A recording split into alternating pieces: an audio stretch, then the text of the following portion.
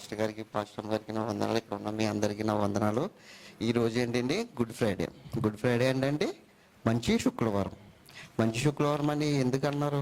దేవుని శిక్ష చేసినందుక, లేక దేవుడు మన పాప పరిహారం కోసం వచ్చి బలైనందుక? మంచి శుక్రవారం అంటే దేవునికి కాదు, మనకి మంచి జరిగింది. ఎందుకంటే పాప పరిహారం జరిగింది, మనకి పాప విముక్తి జరిగింది. అండ్ అక్కడ దేవుడికి మనకి ఉన్న మధ్య ధర చిరిగింది. అందుకని దేవుడికి మంచి కాదు, కానీ దేవుడికి శిక్షే. కాకపోతే ఎవరికి మంచి జరిగింది? మనకి మంచి జరిగింది. మీ అందరికీ తెలిసే ఉంటుంది, చిన్నగా చెప్తున్నాను. ఇప్పుడు రెండో మాట చూసినట్లయితే అక్కడ ఇద్దరు దొంగల మధ్య జరుగుతుంది. ఇద్దరు దొంగలు, మన దేవుడు పరిశుద్ధ దేవుడు అక్కడ బలి సిలువ దగ్గర ఉన్నారు. అక్కడ వాళ్ళు ఒక దొంగ ఏమంటున్నాడంటే,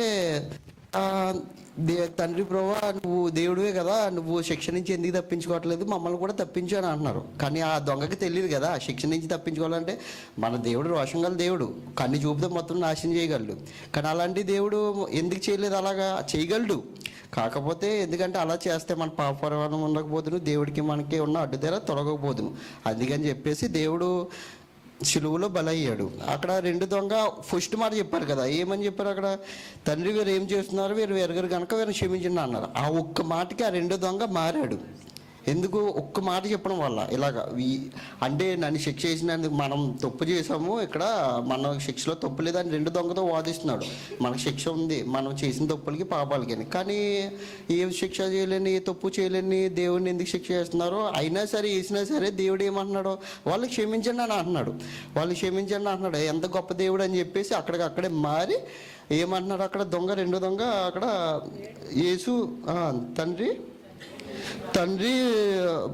నీవు అందుకైనా నీవు కూడా నా పరదేశంలో ఉంది అని నిశ్చయంగా చెప్తున్నాడు. దొంగ ఏమన్నాడు అక్కడ? మీ రాజ్యం వచ్చినప్పుడు నన్ను జ్ఞాపకం చేసుకోండి అని చెప్పేసి దేవుడు అన్నాడు. దొంగ అన్నాడు.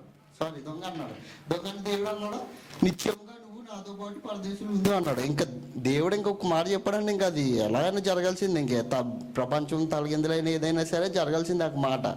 అది దేవుడు ఇంకా చెప్పాడు, ఇంకా అక్కడ కన్ఫర్మ్ అయిపోయింది. కానీ మనం కూడా ఇప్పుడు చూసుకున్నట్లయితే ఇప్పుడు మనం ఇంకా టైం ఉంది, దేవుడు అక్కడికి సమయం ఉంది, అది ఇది అని చెప్పేసి పాపాలు చేసి అది చేసి ఇచ్చేసి ఉన్నా సరే ఏంటంటే ఆఖరి ఛాన్స్ ఎవడు? ఎందుకంటే అక్కడ దొంగ ఉన్నది మాత్రం సరస్వరంలో ఉన్నప్పటి నుంచి దేవుడికి తెలుసు కాబట్టి ఆ ఒక్క మాటతో మారాడు. మనం ఎప్పటి నుంచో దేవుడి సన్నిధికి వెళ్తున్నాం, ఆరాధనలు చేస్తున్నాం, క్రిస్మస్లు జరుపుకుంటున్నాం, ఈస్టర్లు జరుపుకుంటున్నాం, గుడ్ ఫ్రైడేలు జరుపుకుంటున్నాం. కానీ ఇప్పటికీ మనం మారి ఉండకపోతే కనుక దేవుడు ఆ దొంగకి ఇచ్చినట్టు మనకి ఛాన్స్ ఇవ్వడు.